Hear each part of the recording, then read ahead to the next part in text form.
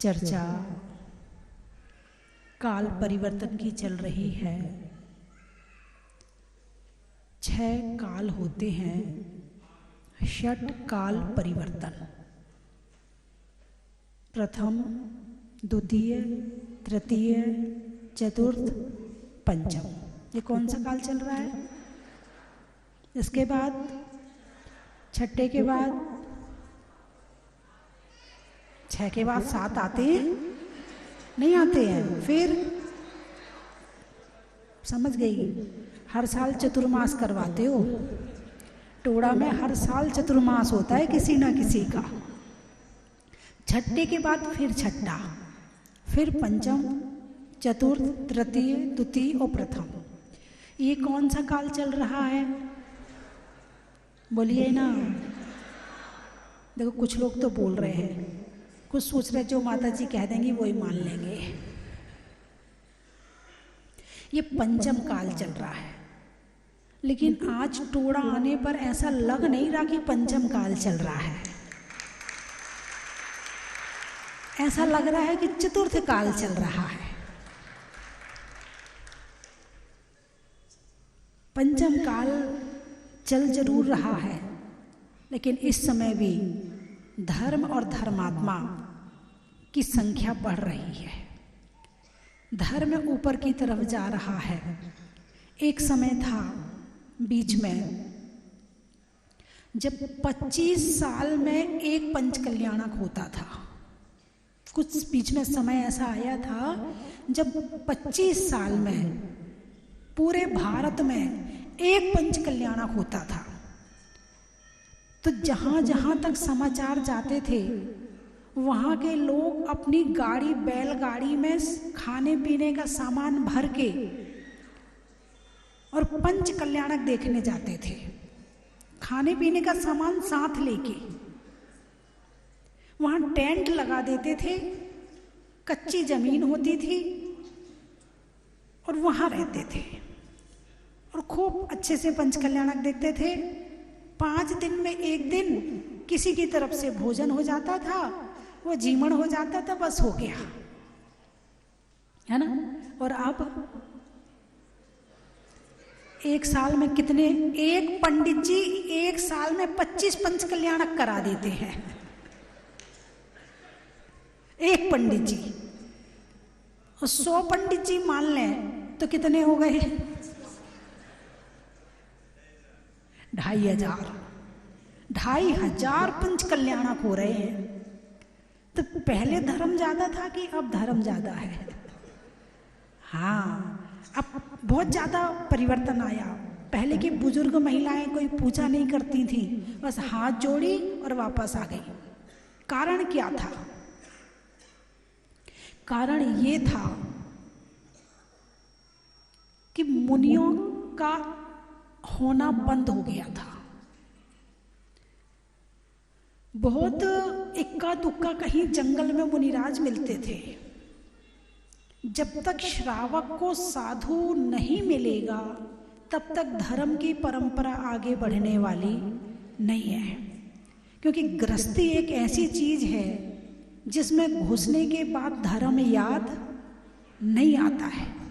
और जब साधु का सानिध्य मिलता है और ज्ञान मिलता है, तो साधु खींच खींच के वापस निकाल लेता है, हैं? वस्तु की व्याख्या करता है, धर्म की व्याख्या करता है, 7 तत्वों के विषय में बताता है, आत्मा और परमात्मा के विषय में बताता है, और जो षट आवश्यक है श्रावक के, उनको पालन करने की भावना पैदा करता है आपके अंदर में, और प्रेरणा करता है आप पूजा कीजिए, आप अभिषेक कीजिए। इतने अभिषेक करने वाले तो पहले टोड़ा में नहीं थे जितने अब है। अभी मुझे बताया यहाँ इतने लोग आते हैं, इस मंदिर में इतने लोग आते हैं, इस मंदिर में इतने लोग आते हैं। अभी हमारी इंदू जी मित्तल कह रही थी, बोले माता जी टोड़ा को भी अतिशय क्षेत्र बना दो। वो बड़ी अच्छी तरह से उन्होंने जो मंगलाचरण किया, लग रहा था कोई कवित्री गा रही है, कवि सम्मेलन की सभा चल रही है। हमारे समाज में एक से एक प्रतिभाएं हैं, बस ये है कि वो आगे नहीं आती है। और जब मैंने अभी नेमिनाथ मंदिर में और जो ऊपर जो पीछे नेमिनाथ भगवान के दर्शन किए, तो एक क्षण को ऐसा लगा जैसे मैं मुनि सुव्रतनाथ भगवान के सामने खड़ी हूं। ऐसी फीलिंग आई और ऐसे भाव बने वहां जाकर, अपने आप ही जाने क्या ऊर्जा निकल रही थी उस प्रतिमा से, जाने क्या आभा मंडल था उस प्रतिमा का। ऐसा लगा कि मैं साक्षात मुनि सुव्रतनाथ भगवान के चरणों में खड़ी हूं। और मैंने कहा, मैंने पिछले बार तो दर्शन किए ही नहीं, इस मंदिर में तो आई नहीं, आई होती तो मैं भूलने वाली नहीं थी। ऐसी आभा और ऐसी प्रतिमा, अद्भुत प्रतिमा है, अद्भुत। पता नहीं आप लोगों ने पहचाना कि नहीं पहचाना, लेकिन प्रथम दर्शन में ऐसा लगा कि जैसे कोई खींचने वाली शक्ति उनके साथ में है और जो खींच रही है हमारी शक्ति। बड़ा आनंद आया उस प्रतिमा के दर्शन करके। और जो दोनों मंदिर थे, प्राचीन मंदिर, अति प्राचीन मंदिर है, अति प्राचीन प्रतिमाएं हैं। इससे पता चलता है कि टोड़ा बहुत प्राचीन स्थान है, राजाओं का शासन रहा है, महल भी है यहाँ पर, पहाड़ भी है यहाँ पर। पहले के समय में जो शहर बसते थे वो नदी और पहाड़ के किनारे बसते थे। पहाड़ होते थे सुरक्षा के लिए और नदी होती थी जल की व्यवस्था के लिए। और जैसे कि बताया गया कि यहाँ 300 बावड़ी हैं, 365। अच्छा, एक एक दिन एक एक बावड़ी का पानी पीने का नियम होगा, तो 365 दिन में 365 बावड़ी का।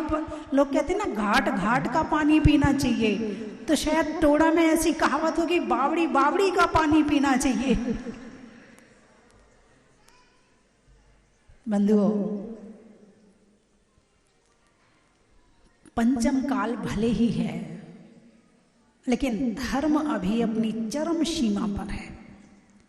आज भी दीक्षाएं हो रही हैं, आज भी पूरी तपस्या चल रही है, वरना ऐसी ठंड में है अब कौन जाए।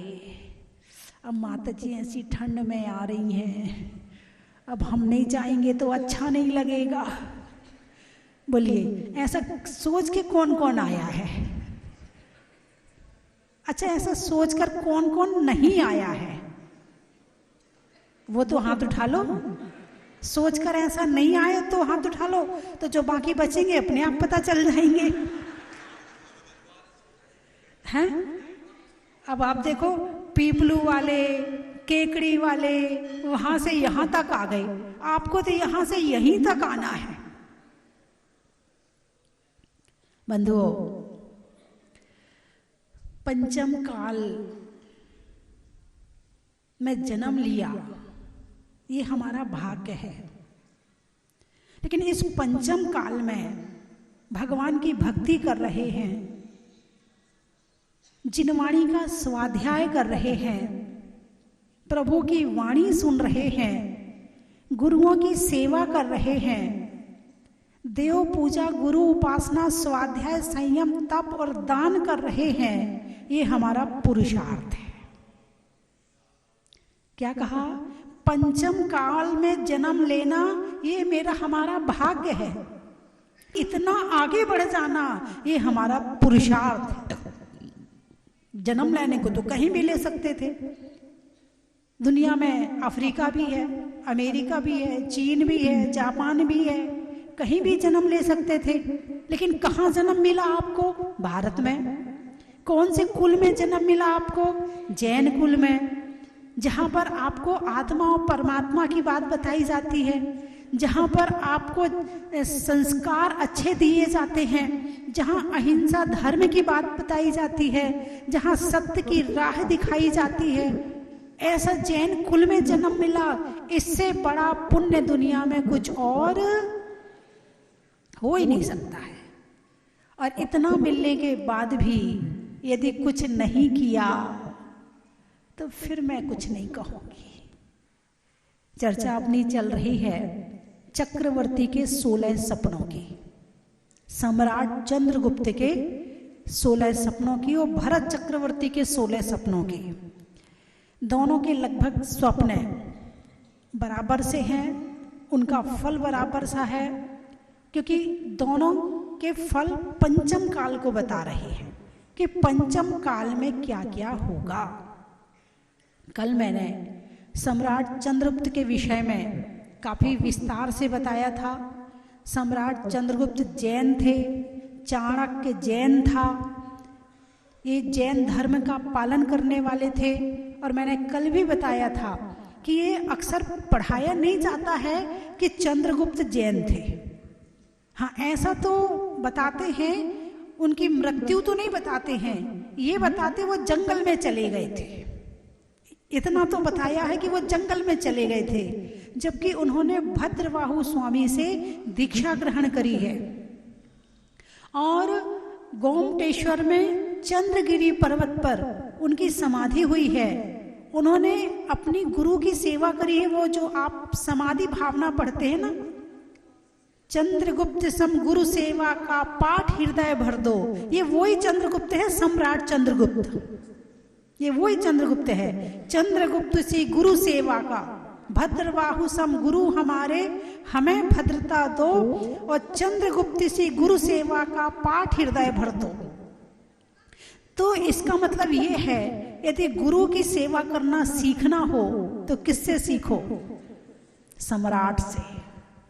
जो सम्राट सब पर शासन करता है, और जो सब पर शासन करने वाला सम्राट होता है, उसके हृदय में गुरु शासन करते हैं।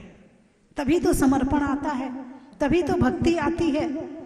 बिना भक्ति आए सेवा होने वाली नहीं है। तो सम्राट चंद्रगुप्त ने अंतिम समाधि तक आचार्य भद्रबाहु की सेवा करी थी, समर्पण के साथ रहे थे। जो समर्पण लेना जानता है, वो समर्पण करना भी जानता है। तो गुरु सेवा, अब पंचम काल में गुरु सेवा मिल रही कि नहीं मिल रही? अरे बोलिए ना, मिल रही है। करते हो कि नहीं करते हो? क्या, कैसे होती है गुरु सेवा, बताइए। क्या करना पड़ता गुरु की सेवा के लिए? एक टाइम आहार करते हैं, एक दिन में एक बार करते हैं। तो एक बार में एक ही घर में हो सकता है। अब टोड़ा में घर कितने हैं? 300-400 तो होंगे, 175 घर है। अब 175 घर में तो फिर तो 2-1-1.5 चतुर्मास हो ही जाएगा। नहीं, मेरा नहीं, मैं तो सामान्य चर्चा कर रही हूँ। मुझे पता है आपकी भावना चतुर्मास की है। हमारे संत कुमार जी परसों नरसों से जब आए थे, माता जी आपको चतुर्मास करना है, और उनके बोलते ही उनकी जो सेना है, युवा टीम, वो सबसे आगे हो गई। अब तो संत कुमार जी ने कह दिया, अब तो चतुर्मास के लिए उठा लो बीड़ा, अब तो सब हो जाएगा। और बिल्कुल ठीक बात है। जहां पर युवा धर्म में लग जाते हैं, वहां धर्म बहुत ऊपर पहुंच जाता है, और जहां युवा धर्म में नहीं लगते हैं, वहां धर्म भी कम हो जाता है। इसलिए युवाओं का धर्म करना अत्यंत आवश्यक है। तो संत जो हैं वो एक टाइम आहार करते। अब सेवा कैसे करोगे बताइए मुझे? कौन सा रास्ता है कि आप सेवा कर दो? वही आवृत्ति। अब हमारे मान लो जो साधु हमारे, जरूरी नहीं कि रोज पैर दुखे, जब पैर दुखेंगे तभी तो दबाओगे, तो वही आवृत्ति तभी होगी। अब सेवा कैसे कर सकते हो? देव पूजा, गुरु उपासना। इसलिए गुरु उपासना शब्द आया है। जो षट आवश्यक है श्रावक के, उसमें गुरु सेवा शब्द नहीं आया है, गुरु उपासना शब्द आया है। और गुरु उपासना का मतलब है कि गुरु शहर में हो और ना हो, उनकी वाणी को मानना, क्योंकि भगवान बोलते नहीं है। जिनवाणी पढ़ोगे तो पता चलेगा कि क्या कह रहे हैं भगवान। अब बचे कौन, कैसे पता चले? तो अब बोलने वाले कौन हैं? गुरु हैं। तो अब गुरु की आज्ञा का पालन करना, ये ही गुरु उपासना है। गुरु शहर में आए हैं, लेने जाना, विहार करवाना, प्रवचन सुनना, है ना, और जो उनके अनुकूल हो वैसा कार्य करना, ये गुरु उपासना हो गई। तो देव शास्त्र गुरु, कोई धर्म ऐसा होता है जो अकेले भगवान को मानता है, मात्र भगवान को मानता, शास्त्रों को नहीं मानता, गुरु को नहीं मानता। कुछ धर्म ऐसे हैं जो केवल गुरु को मानते हैं, जो भगवान को और जिनवाणी को नहीं मानते। कुछ लोग ऐसे हैं कि जो केवल जिनवाणी को मानते हैं, ना तो मूर्ति पूजा करते हैं और ना गुरु को मानते हैं, वो केवल जिनवाणी को मानते हैं, शास्त्रों को मानते हैं मात्र। लेकिन जैन धर्म ऐसा है जो देव, शास्त्र, गुरु तीनों को मानता है। कहीं से कहीं तक अधूरा नहीं है, पूर्णता हो गई है। और जब पूर्णता हो जाती है तभी हमारे अंदर धर्म की पूर्णता आती है। तो सम्राट चंद्रगुप्त ने जो 16 सपने देखे, उसमें पहला स्वप्न था डूबता हुआ सूर्य। क्या था? डूबता हुआ सूर्य। भगवान महावीर के बाद में अनुबद्ध केवली हुए, कुछ समय बाद केवली हुए, उसके बाद हमारे आचार्य हुए जिन्हें 11 अंग 14 पूर्व का ज्ञान था। और भरत सम्राट चंद्रगुप्त हुआ है भगवान महावीर के मोक्ष जाने के 150 साल बाद, लगभग,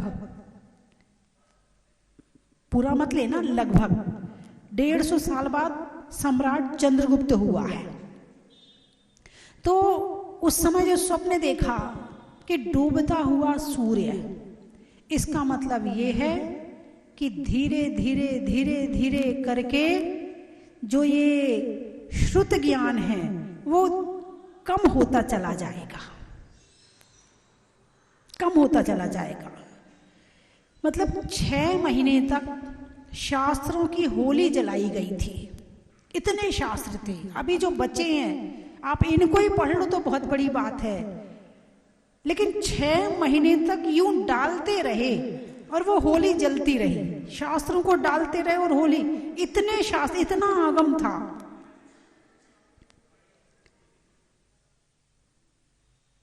तो जो श्रुत ज्ञान है, ऐसी घटनाओं से पता चलता है कि पंचम काल का प्रभाव पड़ रहा है, कम हो रहा है।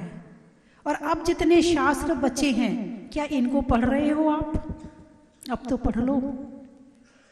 अभी पंचम काल खत्म नहीं हुआ है, अभी पंचम काल के केवल 2500 वर्ष बीते हैं बस। अभी तो 18,500 वर्ष धर्म को और चलना है। अभी 18,500 वर्ष ये श्रुत ज्ञान और चलेगा। कैसे चलेगा? हमारे साधु संत पढ़ते हैं, आपको बताते हैं। और ऐसा नहीं है कि श्रावक स्वाध्याय प्रेमी नहीं है, बहुत सारे श्रावक होते हैं जिन्हें स्वाध्याय बहुत अच्छा लगता है और 6-6 घंटे स्वाध्याय करते हैं। एक व्यक्ति ने एक देवता सिद्ध किया, देवता प्रकट हो गया, बोले काम बताओ। बोले मेरा मकान बना दे। मकान बना दिया। काम बताओ। बोले कुआं खोद दे। सेकंड में कुआं खोद दिया। बोले काम बताओ। बोले पूरे गांव में सफाई कर दे। मिनट में सफाई हो गई। और काम बताओ। अब वो सोचो मैं क्या काम बताऊं, वो सोचने लगा। देवता बोला जल्दी बता वरना तुझे खा जाऊंगा। उसने कहा एक काम कर, ये बांस गाड़, यहां पर गाड़ लिया, इस पे चढ़ उतर जब तक मैं ना कहूं, दूसरा काम ना बताऊं, तब तक तू चढ़ उतर, है ना। ऐसे ही हमारा मन है। यदि इस मन को अच्छे काम में लगाए रखो तो ये तुम्हारा भला करता है, और तुमने यदि इसको फ्री छोड़ दिया, ये तुम्हारा बुरा करना शुरू कर देगा। तो हम अपने मन के द्वारा ऐसा कौन सा काम करें कि हमारा भला हो। ये मन भी किसी जिन्न से कम नहीं है, ये मन भी किसी भूत से कम नहीं है। दिन भर डराता रहता है, दिन भर टेंशन देता रहता है। किसको? आत्मा को। पूरे दिन परेशान करता है। जब तक काम है तब तक काम में मन लगा रहता, और काम से फ्री हुए तो टेंशन में लग जाता है। तो ऐसा क्या करें कि हमारा मन शांत रहे? बोलिए ना, आप लोग का मन शांत रहता होगा ना? आपको तो जरूरत नहीं है ना, बताऊं? बोलिए ना, बता दूं? अच्छा, मन शांत। पहली बात, तुम कहो कि मन एक जगह टिक जाए, तो ये टिकने वाली चीज तो है नहीं है, नहीं टिकेगा।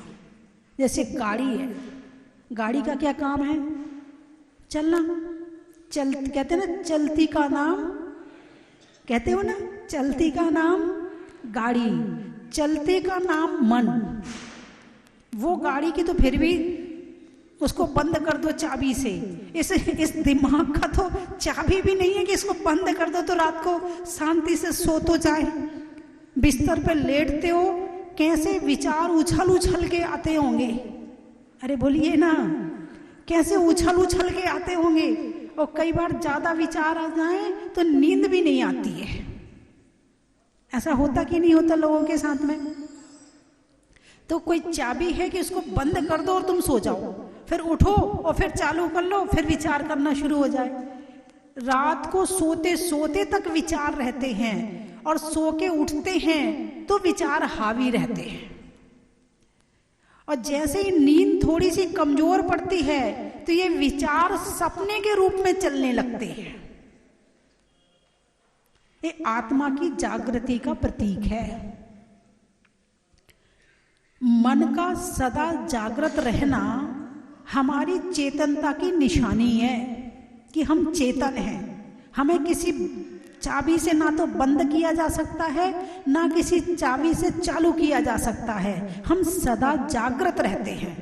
तो हम अपनी चेतना को, अपनी ऊर्जा को सही जगह कैसे बहाएं, इसका सबसे अच्छा साधन है शास्त्र, धर्म चर्चा।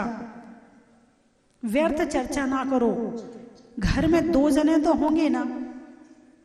अब मंदिर आने में तो थोड़ा सा वो लगता है। घर में 2 जने तो होंगे ना।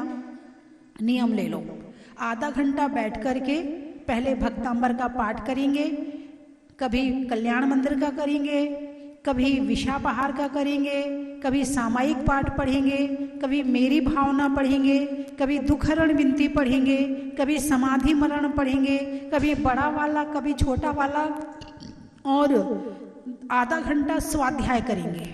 नियम ले लो कि आपस में घर वाले बैठकर बातें नहीं करेंगे, क्योंकि बातें करते करते कहते हैं हंसते हंसते बैठते हैं और लड़ते लड़ते उठते हैं। ऐसे होता है कि नहीं होता? कारण क्या है? आपस के विचारों का मतभेद, आपस के विचारों का मतभेद। तो जिन विचारों से मतभेद होता है उसका काम करो ही मत। जो भगवान ने कहा है उसको पढ़ो, उस पे आपस में चर्चा करो, तो लड़ाई होगी नहीं। और जो आपस में चर्चा करके पाप का बंध कर रहे थे वो भी रह जाएगा, ज्ञान भी हो जाएगा, आत्मा परमात्मा का पता भी चल जाएगा, बच्चों में भी संस्कार आ जाएंगे, जीवन भी अच्छा हो जाएगा, और तुम्हारे घर की जो नेगेटिव ऊर्जा है वो भी चली जाएगी, और तुम्हारे घर में शांति शांति शांति हो जाएगी। कुछ समझ में आया? बोलिए ना। देखो, पहले के लोग तो पढ़े लिखे नहीं होते थे तो वो पढ़ नहीं पाते थे, यदि गांव में एक मैट्रिक पास बहू आ जाए तो ऐसा लगता था कलेक्टर आ रहा है, और घर वालों को लगता था बहुत पढ़ी लिखी बहू आ रही है हमारे घर में, तो है ना। और जैसे ही आती थी तो सब पहले से तैयार रहती थी, बेटा भक्तांबर सुना दे, बेटा पूजा करा दे, बेटा तत्वार सूत्र सुना दे। और वो भी सुनाती थी, पहले की बहुएं भी ऐसी होती थी, वो भी सुनाती थी। अब आजकल की हो तो वो सुना के चली जाए। अम्मा जी बार बार मत कहा करो, रोज रोज मत कहा करो, एक दिन सुना दिया बहुत हो गया। हमारे अपने घर में काम भी तो है, हमारे बच्चे भी तो हैं, तुम्हारे साथ ही बैठे रहे हैं क्या? ऐसा हो सकता कि नहीं हो सकता? ऐसा जवाब दोगे कि नहीं दोगी? जो नहीं देंगी वो बहुत अच्छी हैं, और जो देंगी वो अपने आप को जो समझना वो समझ रहे हैं। तो श्रुत ज्ञान, पहले के समय में पढ़े लिखे लोग कम होते थे, गांव में एक पंडित जी होते थे, हर गांव में मिल जाएंगे एक पंडित जी हर गांव में। आपके गांव में पंडित जी है नहीं है? देखो सबकी नजर कहाँ गई।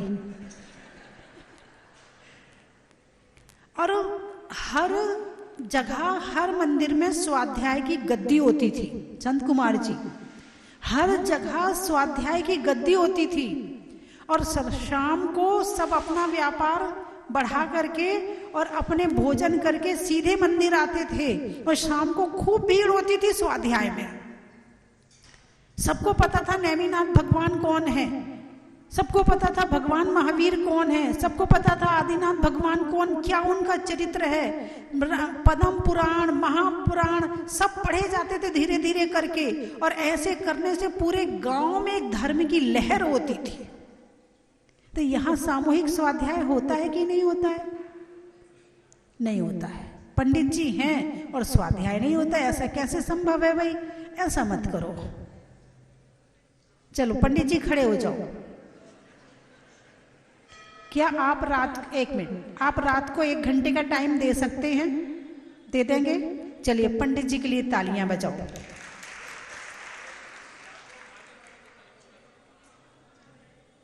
तो आप लोग जो हैं चाहते कि आपका मन बैठ जाइए, आप भी बैठ जाइए, आपका मन शांत रहे, ऐसा चाहते हो कि नहीं चाहते हो? बोलिए ना। आपको आत्मा परमात्मा का ज्ञान हो, आप चाहते हो कि नहीं चाहते हो? कौन कौन चाहता है? आप पापों से बचें, चाहते हो कि नहीं चाहते हो? आप दुख से बचें, अच्छा दुख से बचें, ऐसा कौन कौन चाहता है? साक्षात यहाँ मुनि सुब्रतनाथ भगवान विराजमान हैं, और हमारा पुण्योदय और बढ़ गया जब महाराज जी और आरिका माता जी का सानिध्य हमें यहाँ मिला। हमारी थोड़ी कसक रह गई कि माता जी विहार में हैं, उनके दर्शन हमें आज नहीं हो पाए। मैं तो प्रथम बार आया हूँ। पहले तो इस क्षेत्र में घुसते ही और जैसे ही जीने से चढ़ के आप इधर मुड़ते हैं तो ये एहसास, हम में से बहुत लोग पहली बार आए हैं, उनका कहना था ये तो अलग ही दुनिया है। अंदर घुसते ही भगवान के दर्शन होते ही अलग ही दुनिया है। और मैं स्पेशली कहना चाहूँगा यहाँ की व्यवस्था के लिए, इतने साफ सुथरा आवास जो हमारा प्रथम होता है। जैसे आप क्षेत्र में आते हैं, हर व्यक्ति जाता है कमरा दे दो जी, कमरे की व्यवस्था, उसमें सफाई की व्यवस्था, गर्म पानी की व्यवस्था, पीने के पानी की व्यवस्था, सब सर्वोत्तम। भगवान के मंदिर में आए, शाम को आरती के लिए वरुण भैया जी यहाँ पे हैं, वरुण जी वहाँ खड़े हैं, और वो दूसरे भैया कहाँ गए? स्वराज जी, शरद जी, उन दोनों को हमने यहाँ पे शाम को विनती की कि हम भक्तांबर जी की दीपाराधना करना चाहते हैं, आरती आदि करना चाहते हैं। इतने सुंदर भव्य तरीके, भानु भैया, वरुण जी और शरद जी, तीनों से हमने विनती की कि हम यहाँ पे भगवान की आरती करना चाहते हैं। और जो हमने उनसे मांगा वो उन्होंने सुबह बताया कि आज तक हमने ऐसा नहीं किया। हमने कहा भैया हमारे पास समय की शॉर्टेज है और हमें मुनि सुब्रतनाथ विधान अवश्य करना है। हम प्रातः सुबह 6 बजे करना चाहते हैं। चलाती गुरु माँ, जहाँ जहाँ पर कदम है पड़ते वहीं पे तीरथ बनाती गुरु माँ, जहाँ जहाँ पर कदम है पड़ते वहीं पे तीरथ बनाती गुरु माँ। ये चेतना का ये चेतना का है वो उजाला कि जिसने जग को जगा दिया है, जगा दिया। जिनकी वाणी में शारदे माँ वचन सुधा रस सुनाती गुरु माँ, जहाँ जहाँ पर कदम है पड़ते वहीं पे तीरथ बनाती गुरु माँ, जहाँ जहाँ पर कदम है पड़ते वहीं पे तीरथ बनाती गुरु माँ। गुरु माँ हमारे टोडराई सिंह में बड़े बड़े संघ का ये धर्म नगरी है टोडराई सिंह। यहाँ बड़े बड़े संघ के चतुर्मास हुए और ऐतिहासिक हुए आचार्य वर्धमान सागर जी। 3 लाइन में शेर कहने का आपका खास है अंदाज। आपके चरणों में वंदना करता हुआ निवेदन करता हूँ कि करना मेरी गुस्ताखी माफ।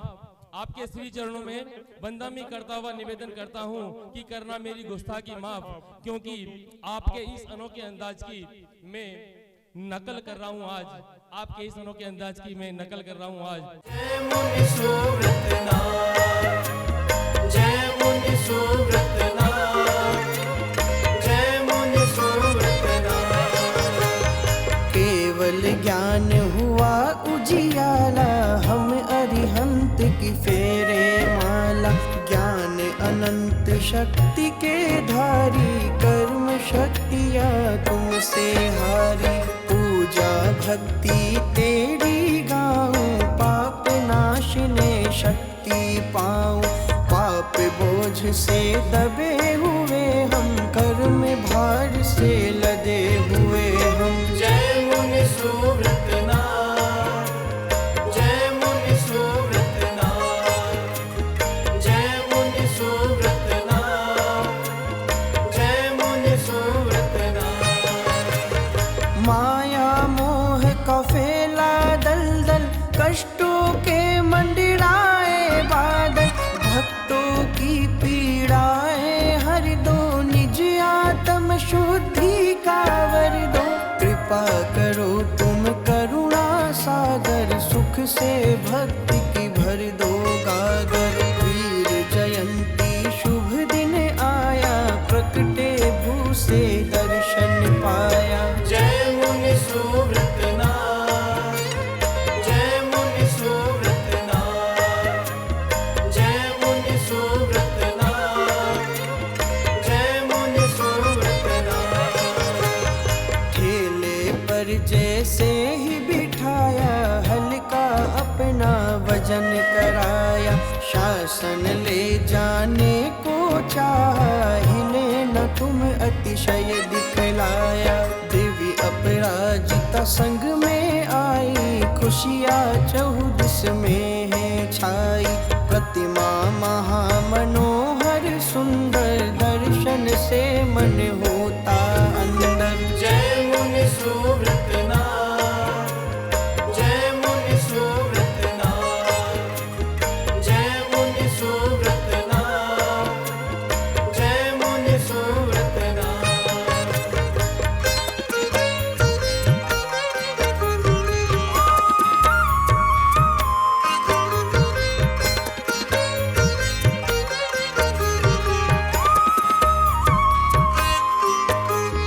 भक्त एकटक तुम्हें निहारे, बार बार आने को विचार। कंचन की थाल को सजाओ रे आज, रत्नों की थाल को भर लाओ रे आज। आओ आओ करे रे गुणगान आरती भगवन की। आओ आओ करे गुणगान आरती भगवन की। आओ आओ करे रे गुणगान आरती भगवन की।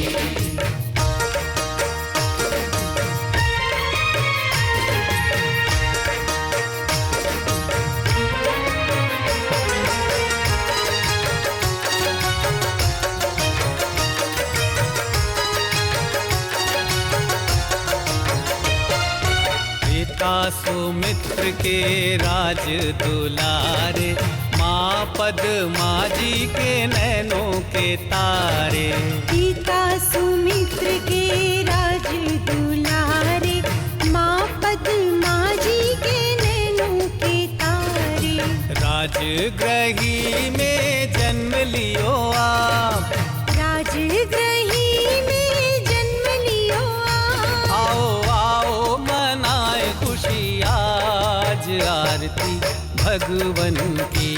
आओ आओ करे गुणगान आरती भगवन की।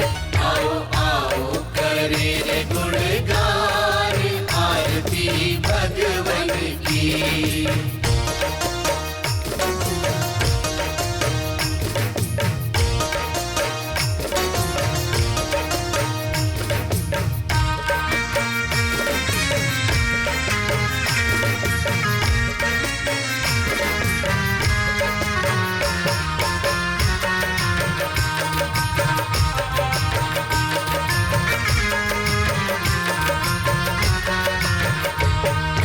घी कपूर बाती से ज्योति को जला के प्रभुवर के चरणों में शीश को नवा के। घी कपूर बाती से ज्योति को जला के प्रभुवर के चरणों में शीश को नवा के। भक्ति की बहेगी बयार, होगा ऐसा पंचकल्याणक पहली बार। पद्मपुरा की धरा सजेगी स्वर्ग सी, अमृत रसपान करने पहुंचेगा संसार। परम पूज्य वात्सल्य वारिधि पंचम पट्टाचार्य 108 श्री वर्धमान सागर जी महाराज सत्संग के मंगल सानिध्य एवं गणिनी आर्य का 105 श्री स्वस्ति भूषण माता जी सत्संग की पावन प्रेरणा मार्गदर्शन एवं मंगल सानिध्य में श्री मज्जनेन्द्र पंच कल्याणक प्रतिष्ठान नवनिर्मित खड़गासन 24 एवं पद्म बल्लभ शिखर कलश ध्वजारोहण महामहोत्सव का भव्य आयोजन। मंगल बेला 18 से 22 फरवरी 2026। शुभ स्थल श्री दिगंबर जैन तीर्थ क्षेत्र पद्मपुरा बाड़ा, जयपुर, राजस्थान। सातिशय पुण्य अर्जित करने का माध्यम प्राप्त करने हेतु इंद्र एवं अन्य पात्र बनने के लिए शीघ्र संपर्क करें। इस ऐतिहासिक महाआयोजन का भव्य प्रसारण देखना न भूलें, सिर्फ पारस चैनल पर।